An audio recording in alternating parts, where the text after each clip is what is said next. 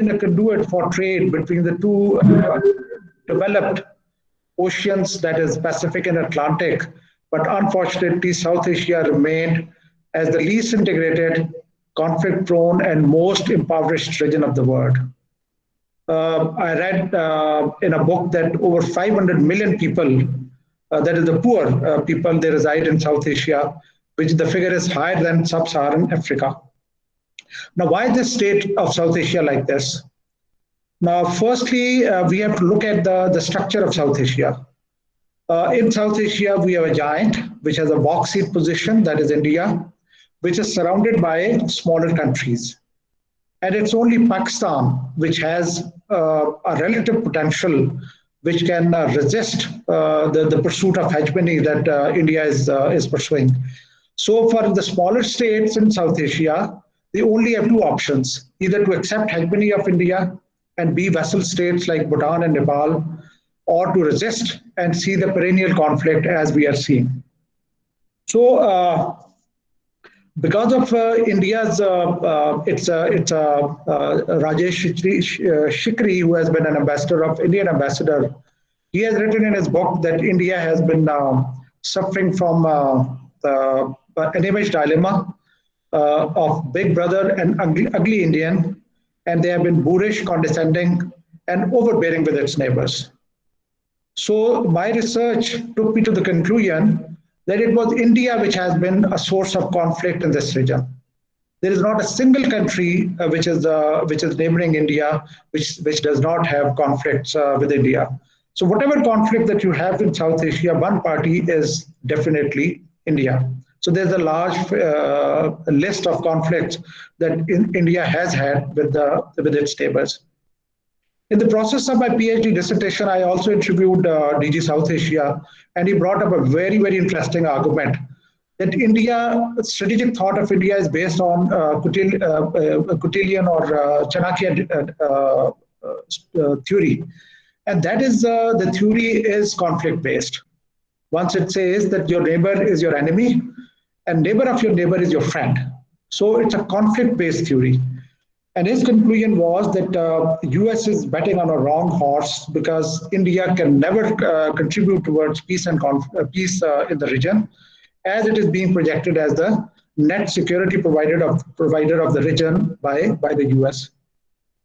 Now, having said that, there's another peculiar feature of South Asia. In the north, there is a strategic barrier in the shape of Himalayas, which prevents move from north to south. And besides that, there are human-made barriers. India is a barrier for Pakistan. We cannot approach Bhutan, Nepal, and Bangladesh by land. And Pakistan forms to be a barrier for India. India cannot approach Afghanistan and Iran. And Afghanistan, because of its perpetual state of conflict and instability, forms a barrier for Pakistan, because Pakistan cannot access Central Asian republics because of instability in Afghanistan. Now, within this environment, as I've already said, that South Asia happens to be the least integrated region. Just to give you figures, if you talk of telephone calls within the region, they happen to be 7% in South Asia and 17% in East Asia. East Asia is much better integrated region as compared to South Asia. So if you take the number of flights which are taking place, aircraft flights from one country to another, you might notice that 1 hour flight per week. So that is the kind of connectivity that we have within South Asia. South Asia is also from Cotilian, which says that the smaller states, once they surround or they are neighboring with a larger state, they have a tendency to make alliances with the external states. That may be the reason that you have seen that the maximum, I would say, episodes of geopolitics have been played in our region. Right from 19th century in the modern history, then 20th century, and now in 21st century, we have seen the repeated play of great games and geopolitics in our region, which has also affected the state of conflict. Now, Now, this was the history that I've talked about. I will now like to shift to the contemporary times and look into the future, how the things are going to unfold in my assessment. If we talk of contemporary times, in 2009, Robert D. Kaplan wrote a wonderful article which said that Indian Ocean is going to be center stage of rivalry for 21st century. It was published in Foreign Affairs. I read it at that time. I've been monitoring all the developments that has been occurring in South Asia ever since then. And I say that it is, I can see all along manifestation of his hypothesis. His basic argument was that this region, that is Indian Ocean, it has energy resources, the biggest energy resources of the world. 21 million barrels of oil passes through Persian Gulf per day. 16 million barrels pass through Malacca Straits, and 6 million barrels pass through Bab el-Mandab. So this is the amount of, South Asia or Indian Ocean forms to be the hub of energy as far as the world is concerned. Besides that, there are some Central Asian republics which are also rich in energy. And this Indian Ocean also has energy-hungry countries, that is India and China. So based on this thought, he had hypothesized that Indian Ocean is going to be center stage of rivalry for 21st century. So there is a play of two countering strategies, one of China, that is string of pearls, and second of India, which is necklace of diamonds, which is being played in Indian Ocean. And to count number of ports, there is a battle of ports going on in Indian Ocean. Almost 13 or 14 ports are being developed by China, and 8 to 9 ports are being developed by India. Now, within this perspective, we can foresee that there is a sort of rivalry which is going to play for the future also. So now my biggest worry is that our region has seen geopolitics in 19th century. It has seen geopolitics twice in 20th century. Once in 20th century and now once in 21st century. And here again, we are in the midst of rivalry between China and US, which may lead to another play of geopolitics. Now, particularly talking of Kashmir, why did India revoke the articles which were their inalienable right of the Kashmiris? Whenever two states are interacting with each other, they keep on observing the liberty of action that the state enjoys. So I think that in the evolving situation of the globe, because of US-India partnership, on one hand, the liberty of action of India has grown in the recent past. On the other hand, the liberty of action of Pakistan has been curtailed. And it has been curtailed because of our political instability, because of our war on terror, because of our economic instability, and you know what kind of problems we have faced in the last couple of decades. Now, in this environment, India got emboldened to take the drastic measure of revoking Article 370 and 35. Now, another thought that I carry is that if we see future ambitions of China, China has come in a big way. And South Asia is virtually transiting from Indian centricity to Chinese centricity. And on the face of it, I see that this is going to augur well for our region because India has all along been a source of conflict. Now, once it goes to transits to Chinese centricity, there is a likelihood that the conflict will be mitigated and there will be greater amount of growth and development. Now, while seeing Chinese ambitions, in my view, Indians felt concerned. There are 4 major regions which are disputed. One is Ladakh, second is Kashmir, which is distributed between Pakistan and India, Sichuan, which is held by China, and Gilgit-Baltistan, which is also with Pakistan. Now, India had realized that the future ambitions of China would integrate Sichuan as well as Gilgit-Baltistan into the system that of CPEC or BRI that China is trying to bring. Now, in my view, India has just tried to consolidate with whatever part of Kashmir or disputed territory India is holding by revoking these articles or whatever they could do with the tacit support of the US. Now they are sure, as far as GB is concerned, Balochistan is concerned, Achin is concerned, they are sure that once they are integrated into Chinese system, India will not be able to even dream about these regions. Now, prior to Ladakh episode, Indian leaders were giving very rhetoric statements that we will take back Azad Jammu and Kashmir, we'll take back Achin, we'll take back GB. But once they have been rest in peace by the Chinese in Ladakh, I think they have stopped talking in those terms. Now, what's happening is that we know that CPEC is going to pass through GB. So GB gets consolidated. And I always say that because besides so many dividends that CPEC is going to give to Pakistan, one dividend most important is that Federation of Pakistan is going to solidify. The units of Pakistan, which are loosely held, sometimes one starts shaking, another time the second starts shaking. They are going to solidify because CPEC is going to serve like a beam passing through the body of Pakistan. So GB, India should forget about it. Achin, India should forget about it. And let me share with you that Chinese also have plans to exploit two more passes. CPEC, so far we know, passes through Khujrab Pass, which is in the middle. On the left of Khujrab Pass, if you are looking towards China, is Mintaka Pass. That is also likely to be exploited by Chinese to connect Chitral and make another access to Gilgit. And on the right of Khujrab Pass is Mastook Pass, which connects Yarkand, or whatever is the pronunciation, I may not be pronouncing it correctly, of Chinese region, with Skardu. And from Skardu, it goes to connect Shigar and then to Muzaffarabad. So this route, particularly this route, I am very, very excited about this route, because if this route is opened, and it is a historic route, it's not something new. If this route gets opened, then you can also see that whatever part that Pakistan has of Kashmir, India will have to forego about that and will have to stop thinking about that.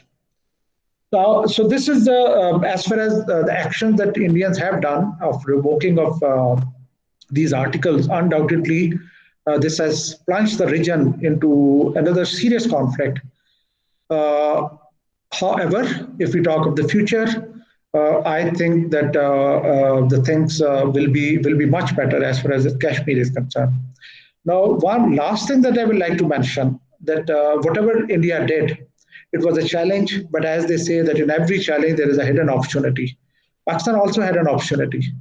But for some reason, I do not want to really stretch this point further, but for some reason we have shown weakness and we have shown weakness. We have not been able to show our muscle. I recall that in 2002, there was an escalation between Pakistan and India, and the world powers were concerned that there should not be a nuclear conflagration. I remember then Secretary of State of the US, General Colin Powell, would visit. He undertook shuttle diplomacy.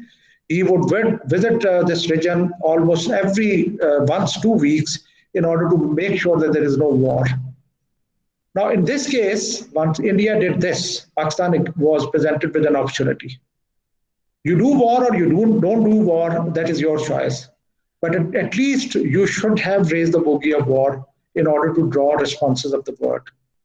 That was a golden opportunity that we missed for whatever reason. And India and the world, unless we cry that we are in pain, we have trouble,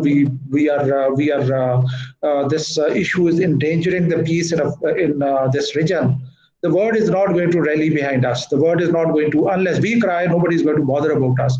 So since we stopped crying, since we stopped raising our voice, since we stopped or shied away from showing our muscles, I think this put the world powers at ease. They thought that there's not going to be any serious issue as far as the Kashmir is concerned.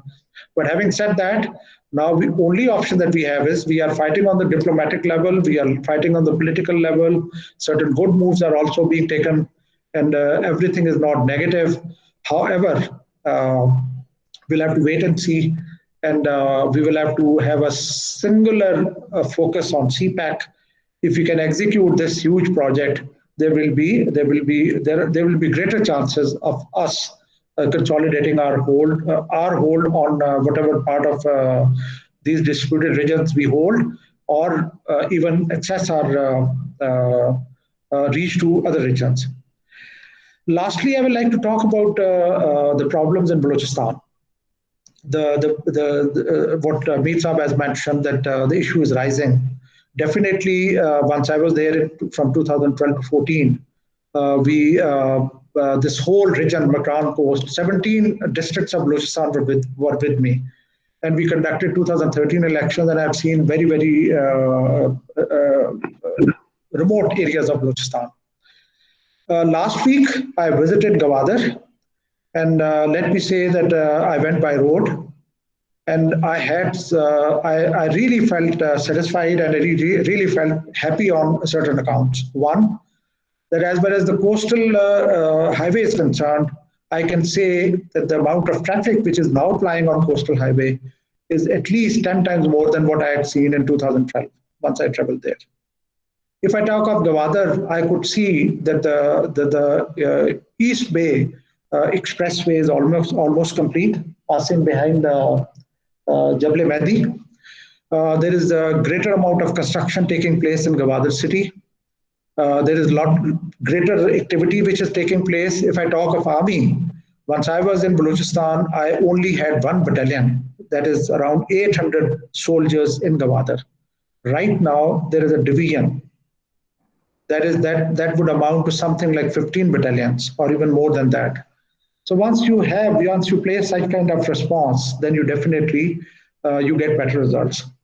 Challenges are there even at that time. Anybody who wants to target CPAC has two basic areas where he can focus. One is the GB, create trouble there. That is the start point of CPAC. And second is Balochistan, create trouble there. That is the end point of CPAC. What China has done is that by carrying out Ladakh, China has put India at ease. And India is no more creating those kind of troubles that India was thinking of. Second move that China has done within a couple of months after Ladakh is that China has weaned Iran away from India. India was earlier part of Necklace of Diamonds. Chabahar was one of the ports which was part of Necklace of Diamonds, that is Indian strategy. Now it is going to be part of String of Pearls, which is Chinese strategy. So, in my view, whatever China has done, these two actions, they have really added to the prospective security of CPAC. So that is all that I have to say. Once again, thank you very much, and I am available for any questions that anybody may ask. Thank you very much.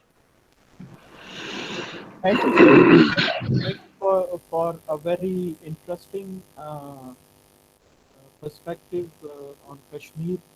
And now I'll open the house for questions and answers. If anybody has any questions, they can raise their hand, or they can just type their question so that we can answer. Now, first, I would like to ask Professor Khan Saab my first question, that during your presentation, you said that America will not do much about India because they have their interests in India. So the question is that how we can increase our interests internationally. Thank you very much, Balochistan. Indeed, nothing is impossible. Remember that interests of any country with other country, they would not be constant. Yes, for the time being, because we know that China is the peer competitor of United States of America. Therefore, India is heavily banking on India. United States is heavily banking on India for the containment of China in this part of the world. And in the Pacific, you know that it is Japan, which United States of America is investing too much. But Japanese have learned a lot. I remember that it was 2012 that even many of the international newspapers, there were the headlines that China and Japan, they are sliding for the war. But it was the leadership of Hu Jintao and leadership of Shinzo Abe that avoided the war. Because Japanese, they had a lesson. They had a lesson once the Chinese, they boycotted the Japanese item. So they thought that our economy is going to go down as a result of this rivalry. But unfortunately, this lesson has not been learned by any of the, whether it was Manmohan Singh or today it is the Modi. That is the issue. But more than that, I think they are banking more on India, because India, in the status of the power politics, is trying to, you can say that, trying to create a sort of a high intensity rivalry with the China. So India cannot indeed really subdue China in the international politics or the regional politics for that matter. Now China is eyeing at India because Chinese goals are very high. But definitely there is a issue, and that issue is that China is a peer competitor of the United States of America. And in order to keep China right into the region, India is the best option for United States of America. That's what I was indeed pleading the case that Americans, they are not going to do much as far as the Kashmir is. But having said, this is one aspect, and this is the aspect that where the American government is involved, its CIA is involved, its Pentagon is involved, its State Department is involved. We have to indeed pursue our case on various bases, and those bases are very, very appealing. As you said, that how can we move forward over the Kashmir at international level, at the global community? The appealing grounds are the human rights. The appealing grounds are what India is making the demographic changes. And these laws, these treaties, they have been formulated by these Western powers. I would say the mostly Western powers, which have been later rectified by most of the countries. Therefore, there is an appeal of Kashmiris, there is an appeal of Pakistanis, and that appeal is not based on the power politics. We are not looking at the power politics, we are looking at the humanitarian aspect.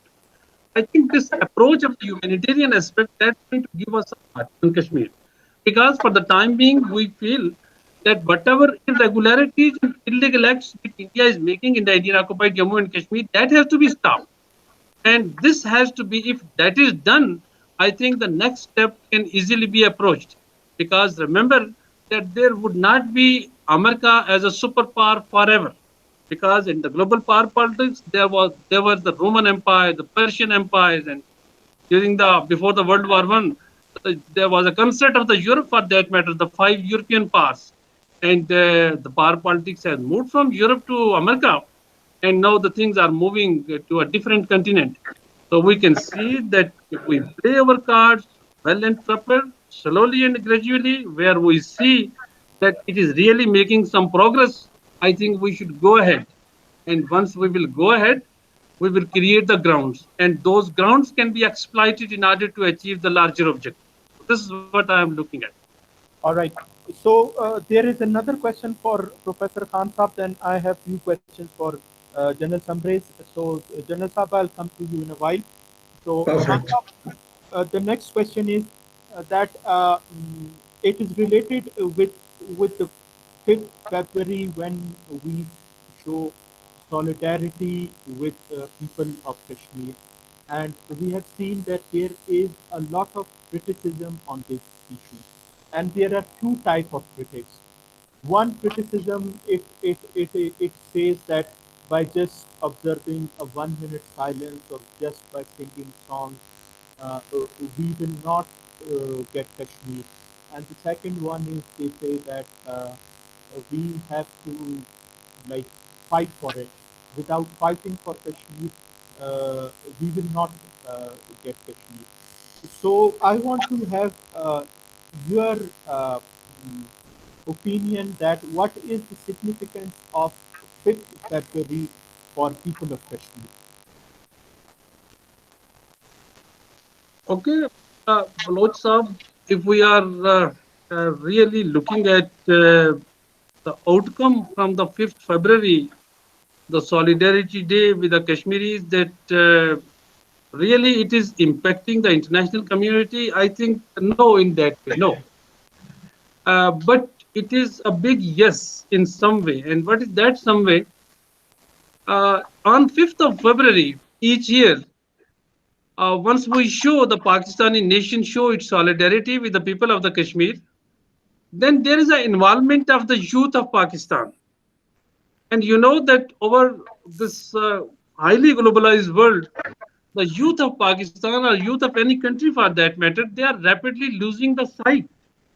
I have seen the youth saying that let's forget Kashmir and move forward in order to promote trade and commerce and good relation for that matter. Therefore, we have to tell our youth and everybody in Pakistan that Kashmir is an issue which is indeed part of our national interest. And once we have to tell them, then there have to be some sort of a demonstration, some sort of a gathering, some sort of the protest within Pakistan. Otherwise, I know and you know, we all know well that the people of the Pakistan, they are well convinced that Kashmir and Kashmiris, they belong to Pakistan. Kashmiris want to join Pakistan. And this is indeed very dear and very near an issue to the people of the Pakistan, to the state of the Pakistan. Number one. Number two, if we adopt a sort of a quietness, एक तो आपने 1 minute की बात की ना, that 8 minute तो वो नहीं होना चाहिए, बल्कि उसके लिए कुछ हमें और भी करना चाहिए. 1 minute doesn't mean anything. This is a methodology being adopted. शायद किसी के मरने पे जो नॉन मुस्लिम्स में होता है कि 1 मिनट की खामोशी इख्तियार की जाए. I think that may not appeal us or appeal the people of Pakistan, but what we need to do indeed, that the youth of Pakistan, they have to be asked that what are the new innovative thoughts, question you asked earlier, and how we can project the Kashmir issue at a global level. For that, youth, while making use of this smartphone, they can indeed reach over to their contemporaries at the global level. And who are the contemporaries? That is the academic world, the youth of international community. And that youth is going to take over the power in the days to come in Europe and elsewhere in the world. The youth at the global level has to be told that whatever is going on in the Indian occupied Kashmir by our youth, through messages, through emails and through other means, that this is an illegal occupation and this is a genocide of the Kashmir, which is indeed the violation of the UN Charter, violation of UN resolutions, violation of the international treaties, and more so violation of the international law. Therefore, mobilization of the youth, including them in this indeed the larger campaign of the Kashmiris, that is one aspect. On 5th of February and on some other days we demonstrate. But 5th of February is exclusively meant for the people of the Pakistan. Therefore, I think we must continue with it. Number two, you said that there is a school of thought. They feel that we have to fight on Kashmir. I think there is no disagreement in Pakistan, Pakistani military, Pakistani state, society, that we will and we can and we should fight for the Kashmir. But I think we have to understand and we have to recall whatever has happened in 1999 at Kargil. At Kargil, it was a conceived operation, and it was a conceived operation that the Mujahideens are there. Even those Mujahideens were presented as the Kashmiri Mujahideen. But you know that once President Clinton and Prime Minister Nawaz Sharif had a meeting on 4th of July 1999, the only one point was there, that was also in G7, that was also in G20, and that was also with all the developing forum and between President Clinton and Prime Minister Nawaz Sharif. The sanctity of the line of control has to be maintained. Therefore, in case we up to overtly go for a war or any sort of a jihad as some of the elements they demand, then this is going to be a weakness of the Pakistani state. I think the international community, major parts, they would indeed going to have a sort of a sanctions on the Pakistan, and we will be more sufferer. Indeed, we are going to lose on so many aspects. After all, there are the norms. and those norms are here, there now. These were not prior to World War II, for that matter. So things have changed. So we have to operate in a different environment, and the environment which is prevalent at this particular point of time. All right. Thank you, Professor Khan. And Madam Maria has raised her hand and she would like to ask a question. Please unmute your mic, ma'am, and you can ask your question. Thank you so much. And I'm sure it is coming to me. I'm sure it is coming to me. Absolutely, you guessed it right. It was a very thorough and very informative session. Thank you for it. And as guessed rightly by General Samrez, my question is directed to him. So what I want to say is that India's step to issue domicile and permanent residency cards to Kashmiris is seen as the most drastic step that is imposed since 1947. So since it was done with the intent to open the gates for demographic flooding. So it is also a vindication of Pakistan's consistent stance that the major intention behind India's move is to annex occupied Kashmir. So what I also see unfolding is a Hindu settler colonial project in the making. So what effect do you think this issuing of domiciles would have on South Asia region, especially on Kashmir and Pakistan? Because even the locals that are raising voice against this settlement are also being labeled as anti-nationalist and terrorist. So your comments, please. Now, you have, thank you very much, Maria. Very good question. And I'm happy that whenever I'm speaking somewhere, you are there to ask me a question. And that was a difficult question. Now, as far as Kashmir is concerned, India has tried its utmost to tame the movement there, to control the movement there, to quell the movement there. But they have not succeeded in last 70 years or so. This is the last trump card that they are playing. They have annexed Kashmir, and prior to that, they have done this kind of annexation with other regions also. Hyderabad was annexed, Junagadh was annexed, Sikkim was annexed, and now this is the final move that India has tried to make in order to annex Kashmir and unjustly, against all the resolutions, make it part of India. Now, as far as the Citizen Act has been amended. This is, you have rightly said that it is to open the floodgates for people from outside Kashmir, shift into Kashmir. And the basic intent is to change the demography, that if at any time there is a need of a plebiscite, they have a chance of winning the vote.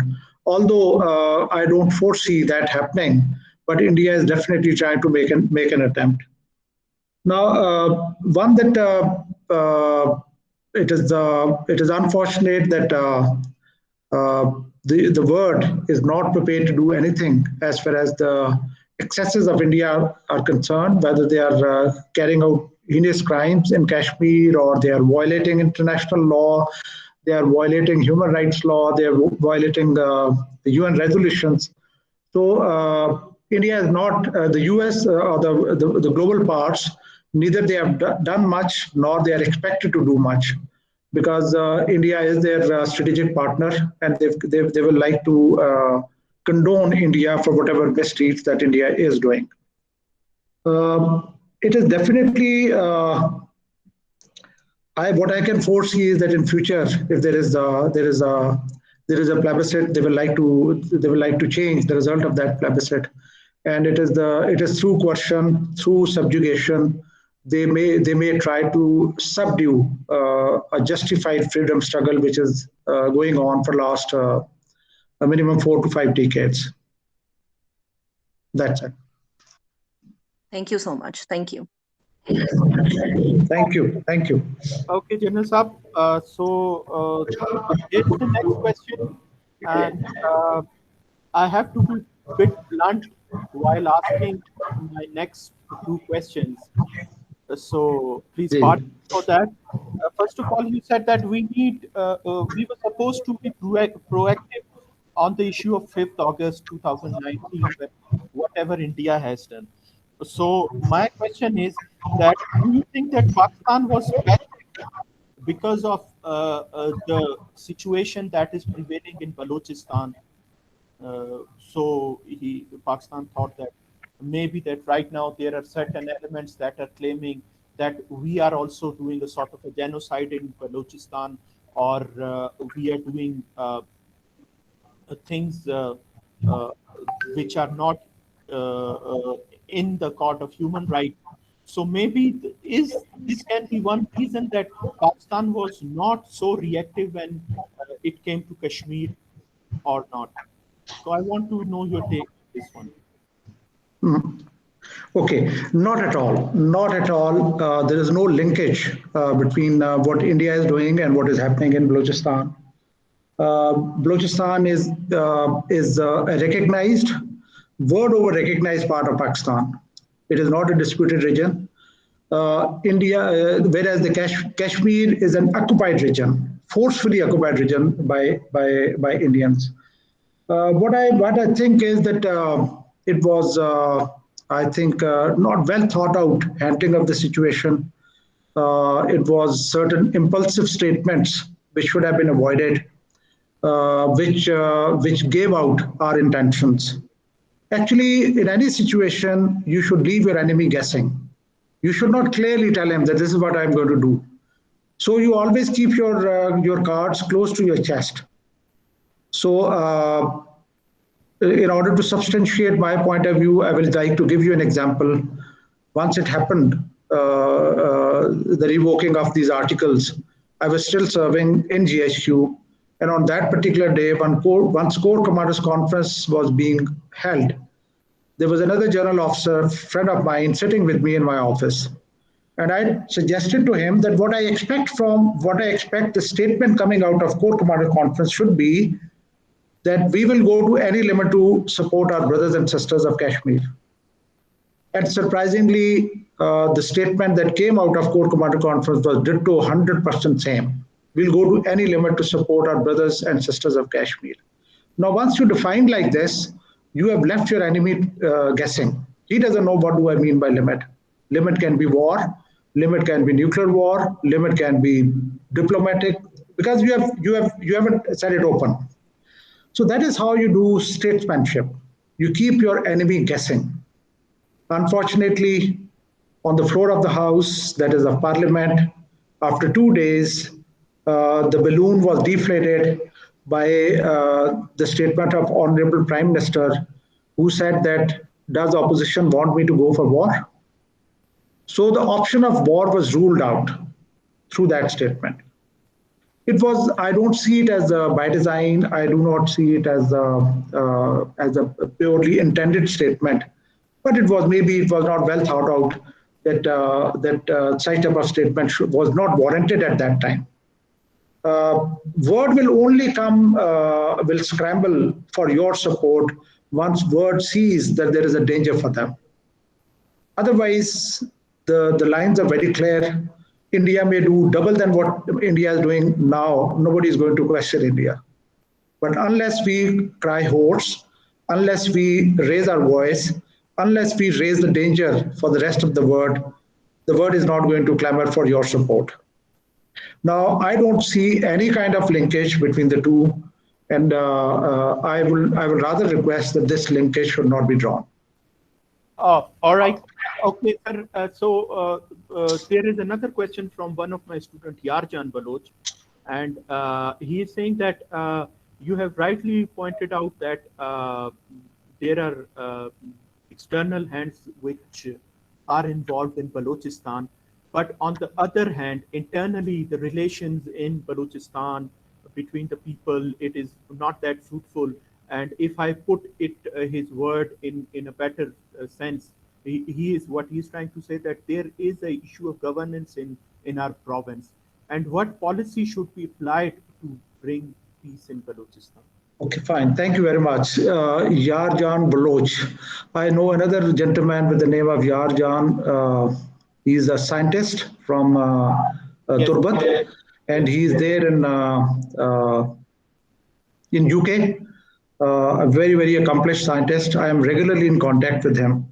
So proud of you, Yarjan Baloch. And let me say that once I was there in Balochistan, I carried out analysis on a couple of things. One was an analysis to identify the areas where tribal hold is the stronger, and the areas where the tribal hold is at the middle level, and the areas where the tribal hold is very, very weak. Now, in my view, Kolu and Dera Bhuti are two districts where the tribal hold, and even if I talk of what, where the tribal hold is very strong. There are certain other districts where the tribal hold has gone fairly weak, but it's still at the middle level. But if we talk of Makran Coast, there's no tribal hold. Now, I also carried out another analysis, that is the state of governance or rate of the state in quantified terms in different districts of Balochistan. And I would say that in certain districts it was as low as 2%, and the maximum would be 40 to 50%. Now, if I talk of Avaran, where there was an earthquake in 2013, and I was the first one, along with Chief Secretary Balochistan, then Chief Secretary Balochistan, Yaqub Fateh, Babar Yaqub Fateh. So I was the first one to land in Avaran. Mangoli was the area name where I landed to see a funeral taking place. It was a bit of risk also, but anyway. So what I want to say is that for 5 years, there was no deputy commissioner in Avaran.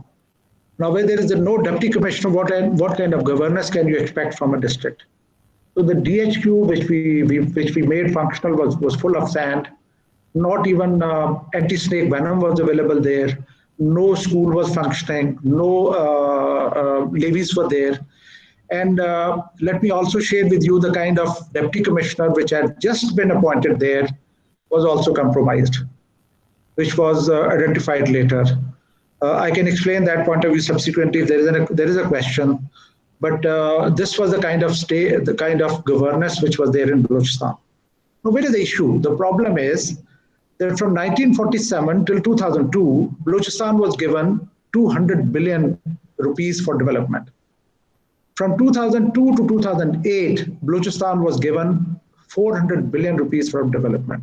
Now, in just 8 years, double the amount than what was given from 1947 till 2002. But the problem is that the money does not go where it should go. I also recall a seminar that I conducted, that I attended at Serena, and your present Chief Minister, Jam Kamal, with whom I had worked at Avaran, a wonderful man, he was at the stage, and he told to the youth that we leaders will only deliver as much as you demand from us. You demand less from us, we will deliver less. You will demand more from us, we will demand more. But the pleasant surprise that I got in that seminar was that the youth of Balochistan was questioning the leaders, which may be the Sardars. And Sardar Zeri was the chief minister at that time. They were questioning him in a very, very violent way why the things were not happening the way they should have happened. So whatever is happening in Balochistan, it is because it is not people-centric. It is, I would say, leader-centric. If it serves the leader, it is good. If it serves the purpose of people, he is not concerned. Now, in this kind of environment, the lot of the people cannot really improve. And let me say that once I was during process of elections, once I visited all the districts which were under my purview, 17 of them, and once I landed at Avaram, I felt so sorry for the abject poverty that I saw there, that a thought came to my mind, and I wish that I could get a time to work for these people. But sometimes nature puts you on the right of good by bringing a calamity. The earthquake came in, it was undesirable, there were human loss, there were properties lost. But the effort that I was making to draw people, the senior leadership attention on to Avaran, it was not being heeded. My words were not heeded. But once earthquake came, Prime Minister came there, Chief of Army Staff came there twice.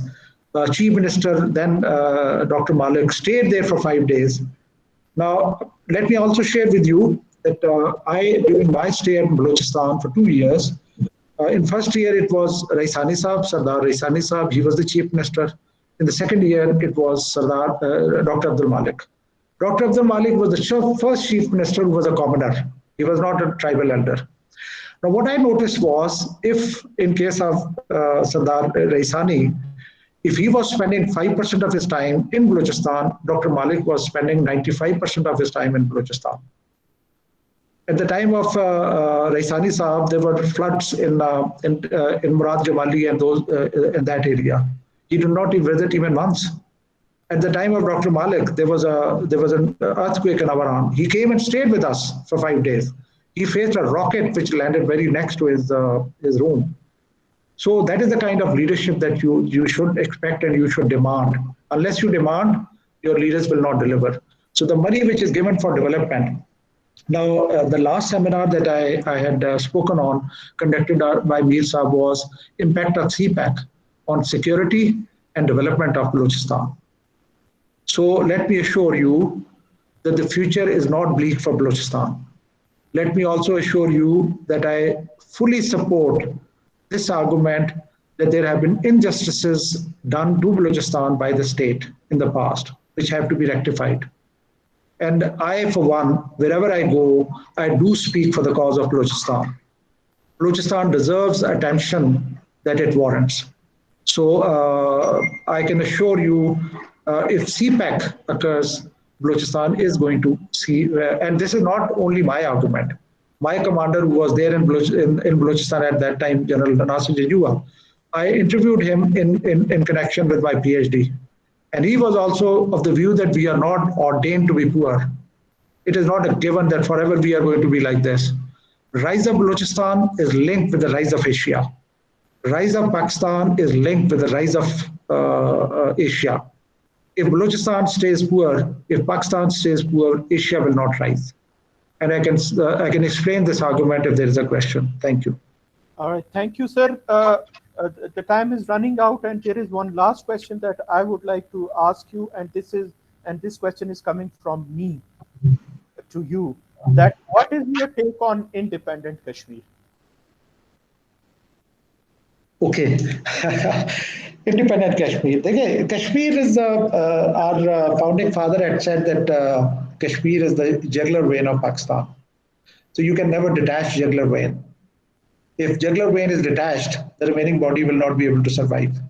So as far as I am concerned, Kashmir is should be part of Pakistan, because the importance that Kashmir has for Pakistan. I will not support an option where I think that the jugular vein of Pakistan is detached from Pakistan for any reason. Okay, I knew that you will give this answer because I know you well. But I had to ask this question because a few days back our Prime Minister said that if Kashmiris want independence from us as well, we will grant them that if they wish to do it. But I think most of us, what we see is that for so many years, we have been struggling for a cause, and we should not give it away like this. Absolutely. Yeah, at the end, I would like to give my concluding remarks, and then I'll end the seminar. And I would like to say that people always question us on a few things. At times, they try to draw comparison between the Kashmir issue and the Balochistan issue. And as rightly mentioned by General Saab, that the issue in Kashmir, it is totally different from Balochistan, legally, politically, and culturally, and economically. And we need to understand this thing. And secondly, we have seen people mocking us for observing the 5th February. And what people don't understand is that when you live within a family, and your family, if it is struggling, you give them support no matter what the outcome can be. Even if you know that your son is going to be the last one in a race, still you shout for your son. Even you know that your brother is going to score low in his exams, still you go there, you pick him up, and you just give him a pat that don't worry, you will do good. So Kashmir is like a family to Pakistan, and we need to remind them every year that we are there, and we are there in your struggle, and we are there standing with you. And the issue of Kashmir, it affects not only Pakistan, the whole of the South Asian region, and I think especially it affects Balochistan a lot. So with that comment, if General Saab has to say something, because our other two speakers, they had to take a leave, they had some prior commitment. So General Saab, if you would like to say something. Thank you very much. So nice of you. Wonderful opportunity. And I wish the best of everything to the youth of Balochistan, to my brothers and sisters from Balochistan. And we have to work to negate ill-founded negative perceptions which are being created. And perceptions like people of Balochistan are not being involved in CPAC. People from outside will come and settle in Gwadar. Let me assure you, there was a question what to do as far as the governance in Balochistan is concerned. And I had replied that we have to follow people-specific, people-centric approach. We need the people to grow. We do not need the Sardars to grow. If we continue to follow this strategy of Sardars to grow, I normally say that once British were here, they followed they followed the strategy of two cardinal points: keep the Balochs alienated and rule them through Sardars. This were the two cardinal points, through appeasement of Sardars. As far as alienation is concerned, first time once I came to Quetta, it was back in '86. And I was surprised to see that English newspaper arrives in Quetta at 3:30 in the evening, because whenever there is a flight, only then you will get the English newspaper. In 2014, once I left Balochistan after command, even at that time, English newspaper was arriving in Quetta at 3:30 in the evening. Now, this is the state of connectivity that we have with Balochistan, of rest of Pakistan. आजकल ज़माना है internet का, आजकल ज़माना है कि आप with a click you can transfer the information, and unfortunately because of conflict there has been a sort of degradation of Quetta itself as well as the Balochistan. The PTV center of Balochistan used to be so vibrant that it used to throw out new dramas, new actors. And we still remember of our childhood, the new actors that would come out of the PTV center of Balochistan. Now, at this stage, PTV center of Balochistan is totally inactive. Now, if you talk of Quetta, how it is being managed, what kind of police used to be there, what kind of cleanliness used to be there, you don't see those things right now. So, our enemies will definitely like that there are problems in Balochistan, and our future good days do not come by, but we have to beat them as far as the narratives are concerned. Thank you very much, Mir Saab. Very good effort. So nice of you. Thank you, sir. I will all my attendees who have attended this webinar, and I'm grateful to all of my speakers, General Saab, Professor Saab, and Jamal Saab, all of them. And inshallah, hope to see you all again. You all please take care. Thank you. Goodbye. Thank you very much. Best wishes. Best wishes.